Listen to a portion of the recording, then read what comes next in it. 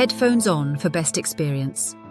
In today's video, we will explore Queen Ismenie, a powerful and influential ruler who presided over a society that was unique and complex. Title: The Reign of Queen Ismenie, Legacy of a Nubian Titan.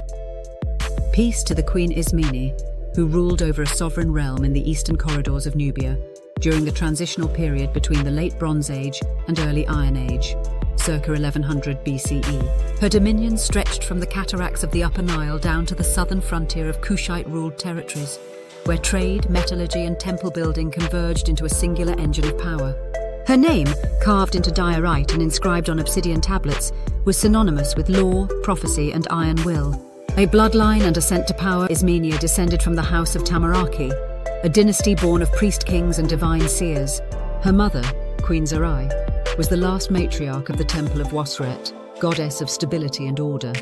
Ismenie was educated in Napata under the strict tutelage of scribes and astronomers who traced their lineage to the priests of Karnak. Her mastery in Sumerian cuneiform and Egyptian hieratic script established her as the linguistic bridge between Mesopotamia and the Nile. The death of her elder brother during a failed siege at Meroe in 1115 BCE placed Ismenie next in the line of succession.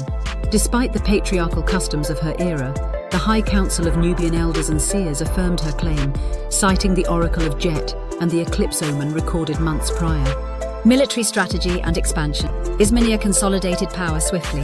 Her reign saw the militarization of the Elephantine frontier and the construction of the black granite walls of Qasr el-Ishim. She restructured the army into a tripartite force: the arrows of Wawat, archers, the hammer of Napata, infantry, and the flame of Seti, chariot division. Her campaigns against the raiding hill tribes of eastern Nubia and her iron embargo on rival Kushite lords ensured a secure and unchallenged border. In 1092 BCE, she led the famed March of the Crescent Moon, a calculated invasion into the gold mines of Alashia, securing 5 key trade routes. She forged diplomatic treaties with the Assyrian envoy Shamshi-Addu IV and sent emissaries to Dilmun, bearing obsidian, ebony, and incantations from the Temple of Ishtar. Economic and agricultural innovations. Queen Ismenie introduced the Iron Plough Decree, requiring that all highland farmers use iron-tipped ploughshares forged in the valley of Ingoma. This boosted agricultural output threefold in under a decade. She built aqueduct channels inspired by Mesopotamian Qanat systems and deployed limestone cisterns to irrigate sorghum and barley fields year-round. Her reign minted the Ismenian shekel, cast in electrum, which bore the falcon-headed symbol of Horus beneath twin date palms. It became the standard currency in inter-African trade, from the Aksumite highlands to the Phoenician harbours. Religious reforms and cultural identity. Ismenie was a spiritual unifier. She instituted the 7 Temples Accord, blending worship of Nubian deities, Apedamak, Dudun, Wasret, with Sumerian and Kemetic counterparts like Enlil and Amun-Ra. Inscriptions found in the Temple of Kalabsha detail her ordination of female high priests and the codification of the sacred laws of Ma'at and Anu. She restored the Great Library of Gebel Barkal, commissioning copies of the Epic of Gilgamesh and pyramid texts to be inscribed on obsidian tablets. Art and sculpture flourished. Colossal effigies of lion-headed goddesses lined the avenues of Waset Tawi, her ceremonial capital. Scientific advancement and celestial records. Queen Ismenie's scholars developed the 13-moon calendar, aligning agricultural rites with lunar phases and solstices. Her court mathematicians calculated the time of crossing, a celestial prediction model used for river flooding. Remnants of these astronomical computations are preserved in the Tablet of 12 Suns, now considered a proto-almanac.